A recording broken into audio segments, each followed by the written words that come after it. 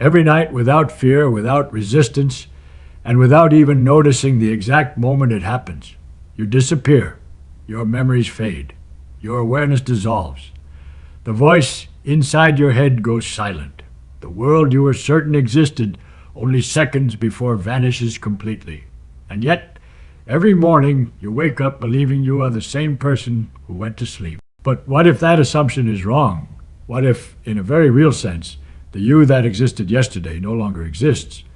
What if sleep is not just rest, but a temporary death of consciousness, followed by the creation of a new observer each morning?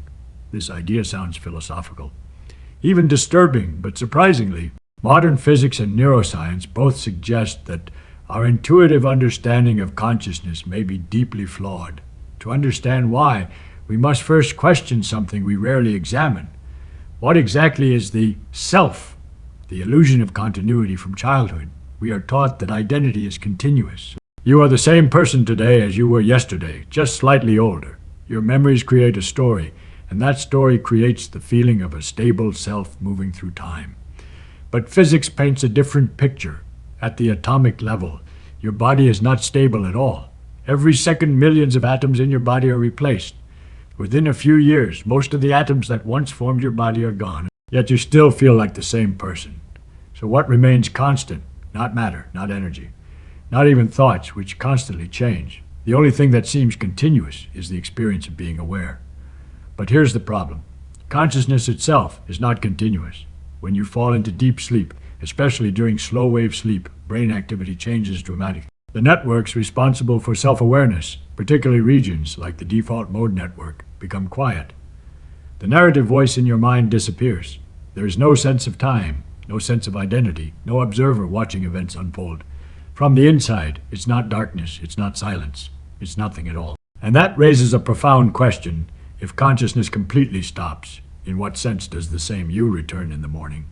Physics and the problem of the observer in physics, especially quantum mechanics, the observer plays a strange role. Measurements appear to depend on observation. Reality, at the smallest scales, behaves differently when observed. This has led some physicists and philosophers to ask, is consciousness fundamental, or is it simply a byproduct of matter? While science has not fully answered this question, one thing is clear. Consciousness is not a solid object. It's a process, a pattern of activity in the brain, and processes can stop. Imagine a flame. If the flame goes out and is later relit, is it the same flame? The shape may look similar, the heat may feel the same, but physically it is not identical. The continuity exists only in appearance. Your consciousness may work the same way. Each morning, your brain reconstructs the sense of self from memories, habits, and neural patterns. The new consciousness feels continuous because it inherits the memories of the previous one. But memory is not proof of identity. It is only information. A perfect copy with identical memories would still be a new observer. The sleep experiment you never noticed, consider this thought experiment. Imagine a machine that painlessly turns off your brain tonight and creates an exact replica tomorrow morning. Same memories, same personality, same body. From the outside, nothing changes. Friends and family notice no difference. But from your perspective, would you continue? Or would your experience simply end, replaced by someone who only believes they are you? Sleep may not be identical to this scenario, but it raises similar questions. During deep sleep, consciousness disappears entirely. There is no experience bridging the moment you fall asleep and the moment you wake up. It feels instant because there is no observer present to experience the passage of time. In physics terms, your subjective timeline contains a gap. And yet, every morning the brain restarts the process and reconstructs the self so seamlessly that we never question it. Time without experience physics tells us that time is not experienced equally by all observers. Einstein showed that time depends on motion and gravity. For a photon traveling at the speed of light, no time passes at all between emission and absorption. From the photon's perspective, if such a perspective existed, the journey across billions of light years is instantaneous. Sleep creates something strangely similar. 8 hours may pass on the clock, but subjectively, it feels like no time at all. One moment you are lying down, morning arrives, consciousness skips forward. In a sense, your awareness jumps through time every night. If experience defines existence, then during sleep you effectively cease to exist, only to reappear later with the memory of having gone to bed. The brain as a storytelling machine, neuroscience, suggests that the brain's primary job is not to perceive reality directly, but to construct a useful story about it. The feeling of a continuous self may be one of these stories. This story is incredibly convincing. It binds memories together, creates goals, maintains social identity, and allows long-term planning. Evolution favored organisms that believed in stable identity because it improved survival. But usefulness does not guarantee truth. The self may be less like a permanent entity and more like a movie, a sequence of frames shown so quickly that continuity appears real when the projector stops. The movie disappears. When it starts again, the story continues, even though the previous frame no longer exists. Each morning, the projector turns back on. A disturbing or liberating idea. At first, the idea that you die every night sounds terrifying. It challenges our deepest assumptions about identity and existence. But there's another way to see it. If the self is reconstructed daily, then you are not trapped by yesterday's mistakes. The brain is constantly renewing itself, reshaping connections, reorganizing memories. Sleep is not just rest, it is reset. In fact, studies show that sleep reorganizes neural patterns, strengthens learning, and even alters emotional responses.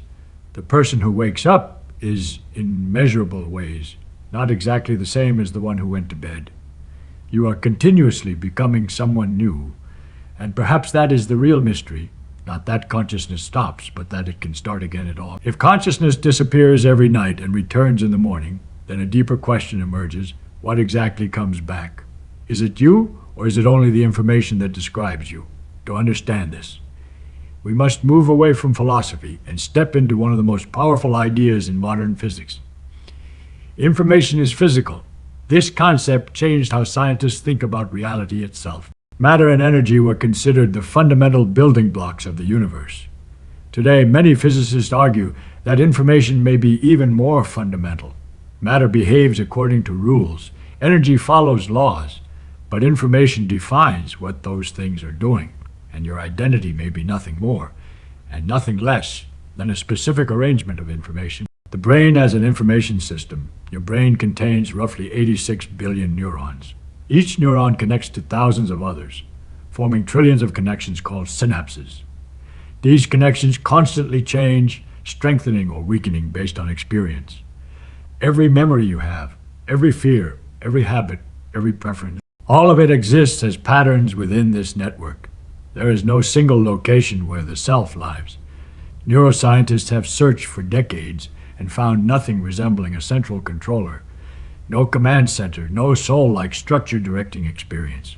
Instead, consciousness appears to emerge from interaction. Different regions of the brain process vision, sound, emotion, movement, and memory. The feeling of being a unified self arises when these systems synchronize and exchange information efficiently. When that synchronization breaks through anesthesia, deep sleep, or brain injury, consciousness fades or disappears entirely. This suggests something profound. The self is not an object, but a process of information flow, and processes can pause. The ship of Theseus problem philosophers have long explored identity through a thought experiment known as the ship of Theseus. Imagine a wooden ship. Over time, every plank is replaced until none of the original material remains. Is it still the same ship? Now imagine the old planks are reassembled somewhere else. Which one is the real ship? Your body faces the same paradox. Cells die and are replaced. Memories change. Personality evolves. Yet the feeling of continuity remains strong. Physics approaches this differently. Identity is not about the material itself, but about the pattern. A whirlpool in a river maintains its shape even though the water constantly changes. The pattern persists, not the substance. You may be similar. A stable pattern maintained by changing matter. Sleep temporarily disrupts that pattern. Neural activity slows. Communication between brain regions weakens, and the unified pattern dissolves. When you wake, the pattern reforms. The question becomes unsettling. Is a restarted pattern the same instance, or merely a continuation of information? Quantum mechanics and the observer quantum mechanics introduced one of the strangest ideas in science. The act of observation appears to influence physical outcomes. Particles exist in probabilities until measured. Only then does a definite state emerge. Some interpretations suggest consciousness plays a role in this process, though this remains controversial. Most physicists believe measurement does not require human awareness, only interaction with the environment. Still, the idea raises an intriguing possibility. Reality itself may depend on information becoming defined through interaction. Your brain constantly performs this role. It converts sensory signals into a stable reality model. Without consciousness, the world, as experience, disappears. During deep sleep, the observer vanishes. The universe continues. But your experienced reality does not exist. When consciousness returns, reality resumes from your perspective. In this sense, your personal universe begins anew each morning. Memory, the glue of identity if consciousness stops. Why does it feel continuous? The answer lies in memory. Memory creates the illusion of persistence by linking past experiences to present awareness.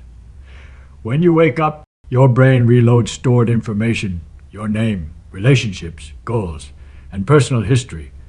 Because these memories are available instantly, the new conscious moment assumes continuity. But memory is not perfect. Neuroscience shows that memories are reconstructed every time they are recalled. They change slightly with each retrieval, influenced by emotion and context. In other words, even your past is constantly being rewritten. This means identity is not a fixed record. It is an ongoing reconstruction. Each morning, the brain tells the same story again, slightly edited, slightly updated. The narrator feels familiar, so the illusion of a continuous self remains intact. The physics of copying a person, consider a more extreme thought experiment. Imagine a machine capable of scanning every atom in your body and recreating you perfectly somewhere else.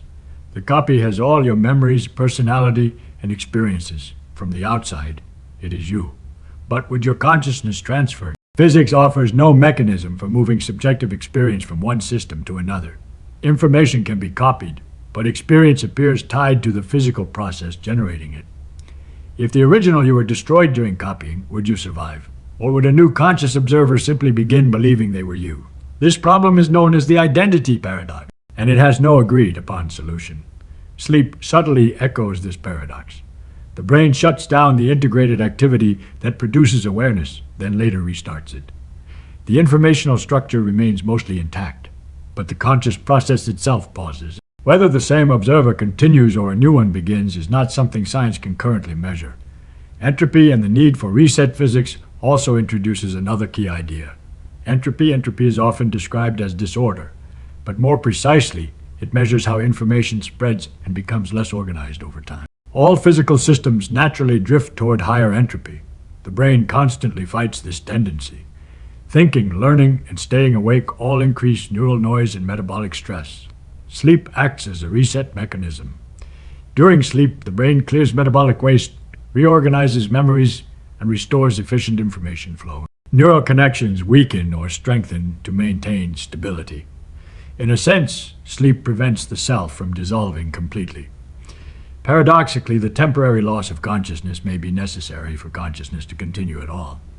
You disappear so that the pattern can survive. Are you the same person who fell asleep? From a practical standpoint, yes, society depends on this assumption. Responsibility, relationships, and personal identity require continuity. But from a physics perspective, identity may be less absolute than we imagine. The you of this moment exists only as long as the process continues. When it stops, that instance ends. When it restarts, continuity is inferred through memory and structure. This does not mean life is meaningless. In fact, it may mean the opposite. If consciousness is a temporary organization of matter and information, then every moment of awareness is extraordinarily rare, a brief window where the universe becomes aware of itself through you. And every morning, that window opens again. If consciousness is not a fixed object, but a process, a pattern of information flowing through the brain, then an uncomfortable question naturally follows. Can more than one you exist at the same time? At first, this sounds like science fiction. We imagine clones, parallel universes, or digital copies of the mind. But surprisingly, neuroscience has already revealed situations where identity itself appears to split, overlap, or even compete within a single brain. And these discoveries force us to confront a possibility that challenges everything we assume about personal identity. The self may not be singular at all. The brain is not one thing we experience ourselves as unified, one body, one mind, one decision maker. But biologically, the brain is not a single system. It is a collection of specialized systems working together. Vision, language, emotion, memory, movement, and reasoning are processed in different regions. These systems communicate constantly, creating the illusion of a single observer. But when communication breaks down, the illusion can fracture. One of the most famous examples comes from split brain patients. In rare medical cases, surgeons cut the corpus callosum, the bundle of nerve fibers connecting the brain's two hemispheres, to treat severe epilepsy. After the surgery, the left and right hemispheres can no longer directly communicate. What scientists discovered shocked them. Each hemisphere appeared capable of independent perception, intention, and decision making. In some experiments, one hand would perform an action while the other tried to stop it. One hemisphere knew information, the other did not. In effect, two centers of awareness seemed to exist within one skull. This raises a profound possibility. Unity of consciousness may not be fundamental. It may simply be the result of synchronized information flow. The interpreter inside your head, neuroscientist Michael Gazzaniga described something called the interpreter module, located primarily in the brain's left hemisphere. This system constantly creates explanations for actions and experiences, even when it does not know the real cause. In split brain experiments, one hemisphere might initiate an action, while the speaking hemisphere invents a reason afterward. The brain prefers a coherent story over uncertainty. This suggests that the sense of a single, continuous self may be a narrative constructed after the fact. The storyteller comes later, stitching events into a unified identity. If that's true, then the you feel may be less like a commander and more like a narrator. And narrators can change. Parallel processing and competing decisions, even in healthy brains, multiple processes operate simultaneously. Part of you wants to wake up early.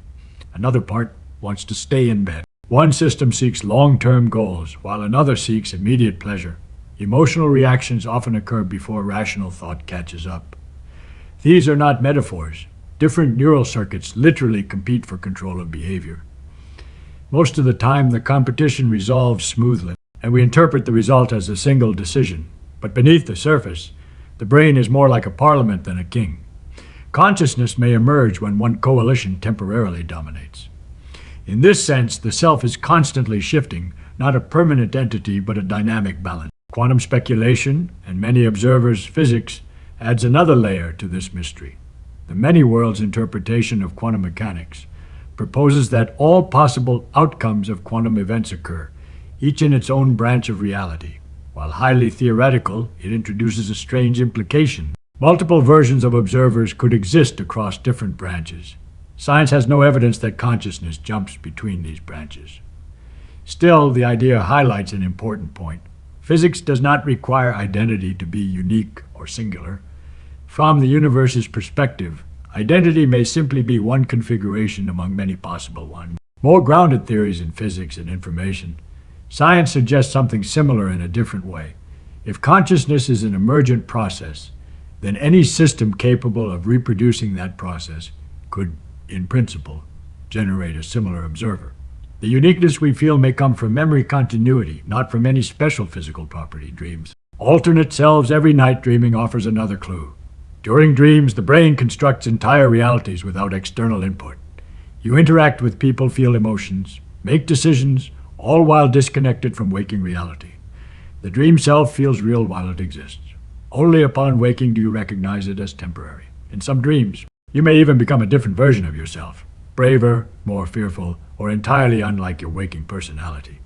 From the brain's perspective, these are alternate configurations of the same neural system. Different patterns, different experiences, different temporary selves. Each night, consciousness reshapes itself. And when the dream ends, that version disappears. The continuity illusion. Why, then, does identity feel so stable? Because memory compresses change, your brain does not store every moment. It stores summaries, key events, emotional highlights. When you look back, the gaps are filled automatically, creating the impression of smooth continuity. It's similar to film. Movies appear continuous, even though they are made of individual frames, separated by darkness. Consciousness may work the same way. discrete moments stitched together into a flowing experience. Sleep interrupts this flow completely, dreams partially reconstructed. Waking consciousness resumes the narrative. The continuity is inferred, not directly experienced. Are there many versions of you right now, in a practical sense? No, your brain systems are synchronized enough to produce a single dominant perspective. But in a deeper sense, the boundaries of identity are less clear than we assume. Your personality changes over time. Your beliefs evolve. The person you were 10 years ago may think differently, feel differently, even make opposite choices. Yet you call both versions.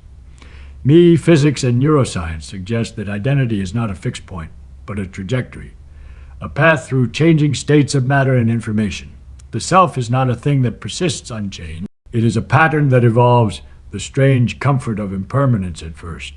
The idea of multiple or shifting selves feels unsettling. If identity is fluid, what anchors us? But there is another perspective. If the self is not fixed, then change is not loss. It is natural growth becomes possible precisely because identity is flexible. Each night's sleep allows the brain to reorganize, adapt, and subtly redefine who you are. You are not the same person who began reading this chapter, and that may be the most ordinary miracle of consciousness. Every night you cross a boundary. You lie down, your thoughts slow. The voice in your head softens. The world begins to blur, and then, without ceremony, without warning, the observer disappears. Not gradually, not partially, completely, and yet you are not afraid. Why? Because you expect to return. Sleep feels safe because it is temporary. But what if we strip away emotion and examine the physics of what actually happens? What precisely is the difference between falling asleep and dying? The answer may be less obvious and more profound than we think. The shutdown of the self when you fall into deep, dreamless sleep. Large scale brain networks lose synchronization. The thalamus reduces its relay of sensory information. The default mode network, strongly associated with self-referential thought, becomes quiet. Conscious integration collapses. From the inside, there is no experience of nothing. There is simply no experience at all. Anesthesia produces something similar. Certain anesthetic agents disrupt the brain's ability to integrate information across regions. Awareness disappears even though the brain is still metabolically active. This reveals something crucial. Consciousness is not about the brain being on. It is about the brain being organized in a very specific way. When that organization breaks, the self dissolves. Integrated information and the fragile pattern, one influential scientific framework for understanding consciousness, is integrated information theory. IT'd. Without going deep into mathematics, the core idea is simple. Consciousness arises when a system integrates information in a unified way. If integration drops below a certain threshold, subjective experience vanishes. Sleep reduces integration. Anesthesia reduces it further. Coma reduces it dramatically. Death eliminates it entirely. The difference between sleep and death, from this perspective, is not that one stops consciousness and the other doesn't, both stopping. The difference is whether the physical system retains the capacity to reorganize and restart the process. Sleep preserves the pattern. Death destroys it. Entropy and irreversibility. Physics introduces a powerful concept here, irreversibility. Sleep is reversible because the brain structure remains intact. Neural circuits still exist. Chemical gradients are preserved. The system remains capable of restoring its organized pattern. Death, however, triggers a rapid increase in entropy. Cells lose oxygen. Membranes break down. Synaptic structures degrade. Information encoded in neural connections begins to decay. Once the physical pattern that generated consciousness is destroyed beyond repair, the process cannot restart. Not because of mystery, not because of metaphysics, but because physics does not allow information to spontaneously reconstruct itself once dispersed. The difference between sleep and death is the difference between pausing a movie and burning the film. Is consciousness transferable? Some speculate about digital immortality, uploading the mind into a computer. Others imagine quantum explanations for survival after death. But from a strict physics standpoint, consciousness appears tightly bound to the specific physical process generating it. Information can be copied, data can be transferred, but subjective experience, the first-person perspective, seems inseparable from the ongoing physical system that produces it. If a perfect replica of your brain were created tomorrow, it might behave exactly like you. It might claim to be you, but would your awareness continue inside it? Physics offers no known mechanism for transferring subjectivity from one physical substrate to another, which brings us back to sleep each night. The system pauses, but it does not fragment beyond recovery. The original structure remains, allowing the process to resume. Death removes that possibility. The deep question, what is you? If you are the process of integrated information occurring right now, then you exist only in this moment. The past version of you no longer exists. The future version does not yet exist. There is only the current configuration of matter-generating awareness. This may sound bleak, but it may also be clarifying. The self is not a permanent object traveling through time. It is an event, an ongoing event sustained by energy flow, neural organization, and physical law. When the event pauses sleep, it can resume. When the physical conditions are destroyed, death, the event ends. Not because something leaves, but because the pattern can no longer be maintained. Why this isn't hopeless at first, this perspective feels stark, clinical. But look closer. Every moment of consciousness is an extraordinary improbability. For billions of years, the universe existed without awareness. Stars formed. Galaxies collided, planets cooled. And then, through layers of complexity, matter arranged itself into brains capable of experience. Through view, the universe observes itself. That observation is not guaranteed. It is fragile, temporary, dependent on delicate biological order. And precisely because it is temporary, it is precious. Sleep teaches us something quietly profound. Consciousness can disappear completely and return. That return is not trivial. It is the restoration of a highly specific pattern in a vast sea of physical possibility. Every morning is a reassembly of identity, a reboot of awareness, a new emergence of the self. Do you die every night? If by die we mean the total cessation of conscious experience, then in a limited sense, yes, the conscious process halts. If by die we mean irreversible destruction of the physical pattern that allows consciousness to emerge, then no, sleep preserves that pattern. The key distinction is reversibility. Sleep is a reversible dissolution. Death is irreversible disintegration, but both reveal the same truth. The self is not a permanent entity hidden somewhere inside you. It is a dynamic, temporary pattern of organized matter. And right now, in this moment, that pattern exists. The final reflection tonight. When you fall asleep, your awareness will fade again. The narrative voice will go silent. The observer will vanish. And tomorrow morning, the pattern will reassemble. Memories will load. Identity will return. The story will continue, but perhaps after understanding the physics of consciousness, you will see it differently. Not as an unbroken line, but as a series of luminous moments, each one a rare configuration of the universe becoming aware. And the fact that it happens at all may be the greatest mystery of physics.